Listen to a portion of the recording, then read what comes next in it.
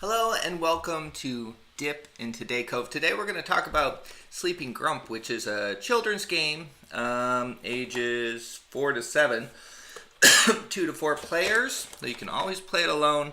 I think this one you kind of want someone with you because of the subject matter of sharing, or a theme of sharing, I guess. The subject matter is there's this Sleeping Grump. Let's just read the box. A cooperative fantasy game in which a grump has taken all of our village treasures and is now fast asleep at the top of the beanstalk. I guess giant is, this is not written there, this is a thought. A giant is copywritten, so they make it a grump. I don't know, I like that it's a grump instead of a giant. It's a little different than the Jack and the Beanstalk tale, but you'll see there are some inspirations such as the beanstalk, and there's a goose that lays a golden egg in it as well. Together we quietly climb the stalk to get back our share of the treasures without waking the greedy grump. If wakened, he grabs it all back and we have to start over. If we get safely back, we share the treasures recovered, making sure we leave some behind for the old grump. Kindness will help change him for the better.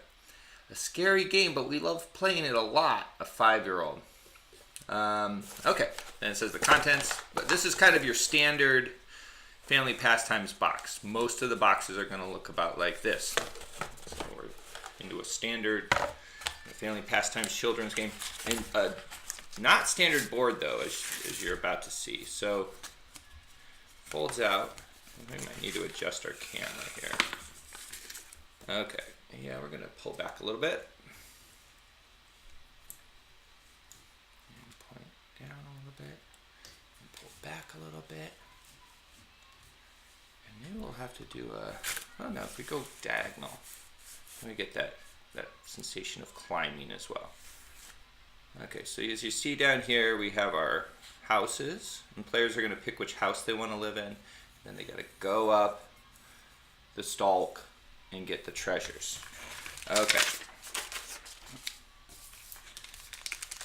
General idea, play this game together, not against each other. The mean old grump has taken all the village treasures up the beanstalk and is fast asleep. The villagers are climbing up the beanstalk, this beanstalk to bring home their share of the treasures. They must do so before the grump wakes up. If the grump wakes up while even one villager is still on the beanstalk, the treasures are grabbed back and the villagers must try again. So this game, unlike some of them that we've done on Dip into Deacove, you can actually lose, but losing isn't so bad because you can just try again. So let's see, we'll do a 2-player game. We'll do yellow, and what colors are prevalent on my shirt? Yellow and blue, I suppose. Alright, kind of have all of them that are represented. We have these little treasure tiles here. So you take, this is one of the highlights of the game for me, right here. You are supposed to put one more treasure up at the top of the beanstalk than there are players. Now, it's important to note that you're not allowed to take the final treasure. There's a rule in the game wherein you have to leave one treasure for the grump. So you might just say, well, just put down 2 treasures, one if we're playing 2-player game, one for each player. But that like tangible setup, you put the treasure down there, even though it's not going to be used in the game at all, it's just something you put there, gets across that idea of sharing. I don't think hoarders necessarily are satisfied if they get, one thing, but the hungry might be if you give them like a share. So the idea behind this is that you're going up there, you're getting treasures, you're leaving one of each treasure for the grump. You want to get one of each treasure for yourself. But if you don't get one of each treasure, it's okay. Unless you want to play an advanced game. But it's saying try to get one of each treasure, but if you don't, that's okay. And that's in the rules. I read it ahead of time. I'm not going to read it all to you right now. Another cool feature of the game are these grump pictures. So we get to see if the grump starts to wake up. We're going to adjust the picture here at the top. And hopefully it doesn't get all the way woken. See if there's any other highlights in the instructions here. A highlight on the board is this eye symbol here. It can also be seen in the Jim Deacove Smash sensation. If you have not played this game, I did a review of it, so it's not going to be a dip into Deacove, but if you have not played this game, it's like brilliant, at least in its effect on players. I've never had it fail with anybody, and that's personal portraits. This eye symbol is also in that game. So personal portraits, if you can find that one, play it. If you like to play with others. If you're playing solitaire, I don't know, that could be interesting too, but I've never tried it solitaire. I'll read you the special rules. At any time, players may give away or trade any of the treasures. So if someone has 2 or more of something, you can trade the extras away or just give them to other players. So this game is really kind of really just made for kids. It's not one that you're going to get a ton of an enjoyment out of as an adult. Like, a lot of the psychology of it works with younger children better. But yeah, unlike Princess, which is probably my favorite children's game of the Jim Deacove milieu, that one works with all ages. This one really is, it just works for getting that sharing thing across. Special rule number 2, at least one of each of the treasures must be left behind for the Grump to enjoy. And that's what I was talking about before. Being kind might change the old Grump and help him stop being a meanie. He is entitled to a fair share, but shouldn't take all of our stuff.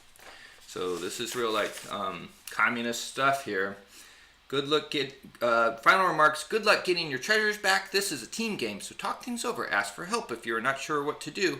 And above all, be careful not to wake the Grump. So it's difficult to be unsure of what to do, because mainly what you're going to do is you're going to roll the die and you're going to move. So we'll start with the yellow first, since it's Tuesday as I record this. Yellow. 1, 2, 3, 4. So we got a pink cloud. Pink cloud is lucky in the base game, and if you want to make it harder, you can make the pink clouds do nothing. So the yellow player is going to take the harp, and the reason you're going to take the harp is because the harp can also be used to put the Grump back to sleep, because the Grump likes beautiful music. All right, now blue's going to go 3. Blue gets cherries. Now, if you notice, so the eye spaces from personal portraits, these wake the Grump up. So it's kind of cool in terms of board layout, and that the closer you get to the top, the more likely you're to wake the Grump up. One thing that was unclear to me is whether you actually need to go to the top. It's kind of implied you need to go to the top in order to turn around, but if you get all the treasures, you can pick up treasures on the way. Do you really need to go all the way to the top? I don't know. That's something you could talk about with your group and make a decision, I think. I think the game's open to that. Back to yellow. Yellow goes 4. 1, 2, 3, flower. Another wild. So now I think the yellow player is going to take the golden egg, because the yellow player's only personality trait is that they're yellow. And we'll go again. And I'm not sure if you're supposed to put them on the houses or not. I'm just doing that as a convention because it's easy since I'm playing both sides. Blue's going to go up 2. Okay, now here we got an eye. That's going to start to wake the Grump. It's recommended you start with the toes, and we'll do that because I think it is more dramatic that way. It's a good recommendation. You go from feet to head instead of head to feet, and you want to end with this space here. Okay, that was blue's turn. And now yellow's not going to freak out. Okay, I know the Grump's starting to wiggle his toes, but you want to save the harp because you do need to bring a harp home, or you would like to. That's the ideal. You got babies in the village. You want to put those to sleep. 4. 1, 2, 3, flower. Okay, another cloud. Yellow will take an egg, but share it with blue. No, yellow needs to be thoughtful. Yellow's going to take a blue diamond and share it with blue, just as a little gift. Because yellow knows blue likes blue, because otherwise why would blue be blue, right? Yeah. That's how it works. 3 gets a pink cloud, and three's gonna get blue gets a pink cloud. Blue's gonna get a harp, just cause harps are useful. Back over to yellow again. Yellow gets a 1. Okay, now both toes are gonna start to wiggle. I mean, both feet. The feet are kind of formed into it. Each foot has 1 toe, because they wear shoes. I don't know why you'd sleep in shoes. I guess you're really tired. And if you're grumpy, I could see that. Maybe the Grump just kind of passed out because stays up too late looking at his hoard of stuff. Blue gets a flower, goes to the pink cloud. Now blue is going to give a gift to yellow. Blue is going to give yellow this blue diamond, It's just like a gesture of blue's blueness. Back over to yellow. The yellow's going to have a choice after I roll. Here's one of the big decision points of the game. Do you take the left path or the right path? 3. Okay, let's see. Blue has... Oh, well, that's obvious. Okay, well, it's obvious to me. Blue's going to take the right-hand path because that gives a golden egg, which yellow takes the right-hand path because that's a golden egg, and blue doesn't have any of those yet. So now blue has all blue needs to go down. Yellow just needs a cherry. Okay, blue's turn, and we're going to assume blue has to go to the top even though blue has all the treasures, just because blue wants to go up there and see what it's like in Sleeping Grump Land. I don't blame blue for that. 1, 2, 3, 4. Blue will take the left-hand path even though it doesn't matter. We can't take this jewel because we got to leave something for the Grump, so maybe the Grump will just lay off on stealing everything. Though I would think if the Grump really just wanted one of everything, the Grump would have just gone down the beanstalk, stolen one of everything, and then gone back up. But maybe now that, you know, if we're successful and we stole it back, maybe the Grump will be like, oh, it's not worth it. I might as well just take what they left me. Or how thoughtful, they didn't steal everything I stole. Who knows? I don't know Grump psychology like these villagers do. Over to yellow. Yellow gets a flower. Now, you don't need an exact roll, which is something pointed out in the rules and something I really appreciate in a roll and move game. Because I think, you know, people get frustrated with this sort of this game. I think that's one of the more frustrating roll and move rules, is that you have to get the exact number to get to the end. And, you know, I can see how that builds some tension, but it also builds some frustration as you're just like, I can get a 2 in this case. So yellow will go to the top, take that cherry. Now we have everything we need. Now we just have to make it down. Blue's turn. Blue gets a 1. Starting to wake up. Let's see, what's going to wake up next? The hands. These are scary hands. Look how peaceful they look when they're sleeping. Can you see that? Yeah, a little peaceful hand. And then suddenly... And maybe after I'm done with the game, assuming I'm successful, because if we're not successful, we got to try again. I'll give you a close-up on that art there, because that's pretty cool. All right, yellow's turn. Yellow gets a big flower. 1, 2, 3, flower. Pink cloud, not going to take anything. Got to leave the rest for the Grump. Over to blue. Blue doesn't really need to roll, but we'll do it anyway. 1, perfect roll, right up there, nothing. That blue needs to take. Back over to yellow. Yellow gets a flower. 1, 2, 3, flower. Oh, you got those cherries. We don't need any more. Blue's turn. Blue gets a 2. Actually, I forgot a sweet strategy. If you get a wild space, go ahead and spend your harp. And then, you know, if you're in the scenario where you get a wild space, a pink cloud, or if you get to the top, which is kind of like a giant pink cloud, right? If you are in that scenario and you have one of every treasure, just go ahead and use and there's any sort of like wakefulness in the Grump. Even though you might want to save your harps till later, till the Grump is about to wake up, go ahead and use that harp to placate the Grump a little bit, and then just take another one from the pink cloud. Just get it right back. That's the pro tip. Okay, I lost whose turn it was. I think it's yellow's turn. Yellow gets a 2. Okay, we'll use this pro tip right now. Okay, so yellow got a 2, got to the pink cloud. Gonna go ahead and use the harp to calm this hand, and then take it back with the pink cloud's wild ability. Pro tip. Blue's turn. Flower. 1, 2, 3, flower, pink cloud. We're gonna do the same thing. Use the harp to placate the sleeping Grump's foot, and then get it back again with the cloud's wild ability. Over to yellow. We can taste home and all those treasures.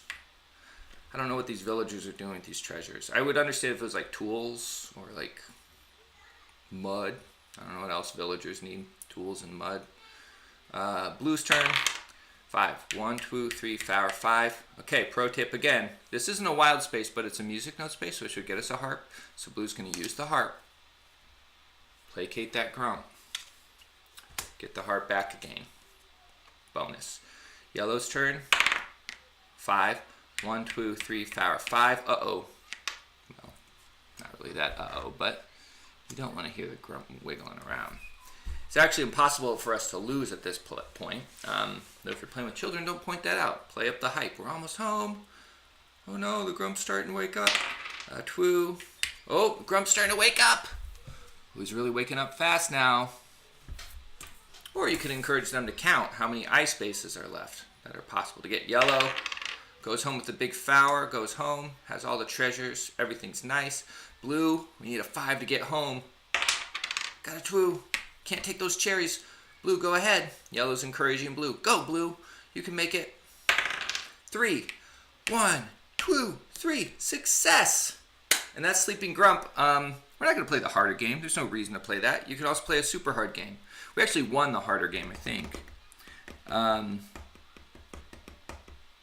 Oh yeah, the harder game. Here's the twist. We essentially played the hard game because we came down with everything. The hard game requires you to get that. But if you get down without one of everything, you hold a village council and you send just one person up to go get the rest on their own, which is kind of an interesting twist. And then the super hard game is the cloud spaces are just like nothing. And we saw how useful those were, so that might be super hard. It wouldn't be interesting to try, but it would be interesting if someone else tried and told me if it was actually super hard. Okay, let's zoom in on this Grump. And then that'll be about all I have to say about this game. Let's see, do I have that open, my little camera control? I do not. Okay. Bear with me while I open up the camera control, please. Video configuring.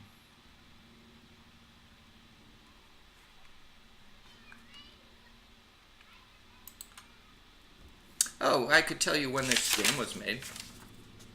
1981 and then reprinted in 2006, it says on the box. So this is going to be a reprint that we're looking at. Doesn't look like it would be much different. This looks like it could be a 1981 game. Let's see, we're going in now. Okay.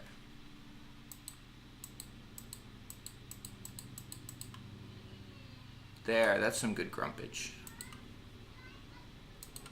Alright, so here we see the Sleeping Grump. And we'll just kind of go through the transformation of Sleeping Grump to Wakeful Grump. Let me get these pieces off here so I can get a good shot of the Grump. Okay, so first time you land on an eye, the toe starts to wiggle. And then, next time you land on an eye, the next toe starts to wiggle. And then come the hands.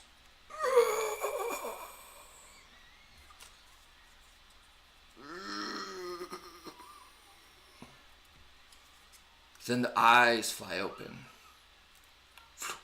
That's a particularly scary part. I think it's a nice building of tension. So the toes wiggling, that's a little creepy. Then you see the hands clench. That's frightening. Then the eyes open and that just chills your soul. It's like these eyes. And then comes the jump scare. Because it's still kind of relatively still. And then it goes, ah.